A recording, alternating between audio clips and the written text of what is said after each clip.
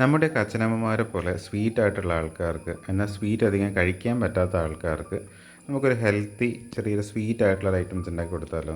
നമുക്ക് ഒരു പറാട്ട ഉണ്ടാക്കി നോക്കാം. അപ്പോൾ എല്ലാവർക്കും നമസ്കാരം. ഞാൻ ശ്രീഹരിയാണ്. നമ്മളിവിടെ മധുരക്കിഴങ്ങ് വെച്ചിട്ടുള്ളൊരു പറാട്ടയാണ് ഉണ്ടാക്കുന്നത്. മധുരക്കിഴങ്ങ്, ചക്കരക്കിഴങ്ങ്, സ്വീറ്റ് പൊട്ടാറ്റോ എന്നൊക്കെ അറിയപ്പെടുന്ന ഇയാളെ നമുക്ക് ആദ്യം എന്ത് ചെയ്യാം? തൊലിയൊക്കെ കളഞ്ഞിട്ട് നന്നായിട്ടൊന്ന് കട്ട് ചെയ്തെടുക്കാം. അതിനുശേഷം നമുക്കിതൊരു കുക്കറിലേക്ക് മാറ്റാം. തൊലി കളയുമ്പോൾ അത്യാവശ്യം നന്നായിട്ട് തന്നെ കളയാൻ ശ്രമിക്കുക. ഇനി ഇതിലേക്ക് കുറച്ച് വെള്ളം ഒഴിച്ച് ഇതിനാവശ്യത്തിനുള്ള ഉപ്പും ചേർത്തിട്ട് നമുക്കൊന്ന് വേവിച്ചെടുക്കണം. ഒരു 5-6 വിസിൽ വന്നോട്ടെ, നന്നായിട്ട് വെന്ത് കിട്ടിക്കോളും. പ്രഷറൊക്കെ പോയതിന് ശേഷം ഇത് നമ്മൾ തുറന്ന് നോക്കിയിട്ടുണ്ട്. അപ്പോൾ ഇത് ആവശ്യത്തിൽ നന്നായിട്ട് തന്നെ വെന്തുടഞ്ഞിട്ടുണ്ട്. എന്നാലും ഒന്ന് ചെറുതായിട്ടൊന്ന് ഉടച്ചെടുക്കുക. എന്തെങ്കിലും തവിയോ എന്തെങ്കിലും വെച്ചത് ഒന്ന് ഉടച്ചെടുക്കുക.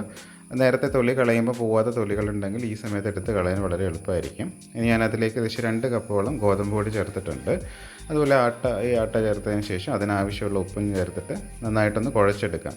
വെള്ളം വളരെ കുറച്ച് മാത്രമേ ആവശ്യം ഉണ്ടാവുള്ളൂ. അതുകൊണ്ട് തന്നെ വെള്ളം ഒഴിക്കുമ്പോഴൊന്ന് ശ്രദ്ധിച്ച് മാത്രം ഉപയോഗിക്കുക.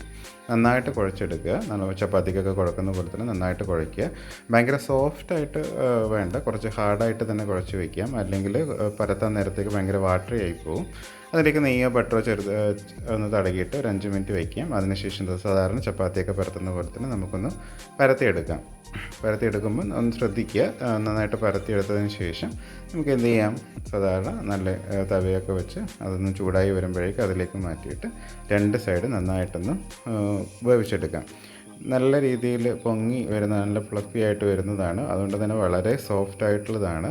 മധുരക്കിഴങ്ങ് ചേർത്തുകൊണ്ട് തന്നെ അതിൻ്റെ ചെറിയൊരു മധുരം ഇതിനകത്ത് ഉണ്ടാവുകയും ചെയ്യും.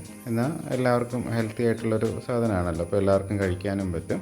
ഒരു വെറൈറ്റി ആയിരിക്കുകയും ചെയ്യും. അപ്പോൾ എന്തായാലും നിങ്ങളൊന്ന് ട്രൈ ചെയ്ത് നോക്കണം. നമ്മളിതാ പൊറാട്ടയ്ക്ക് ഇവിടെ റെഡി ആയിട്ടുണ്ട്.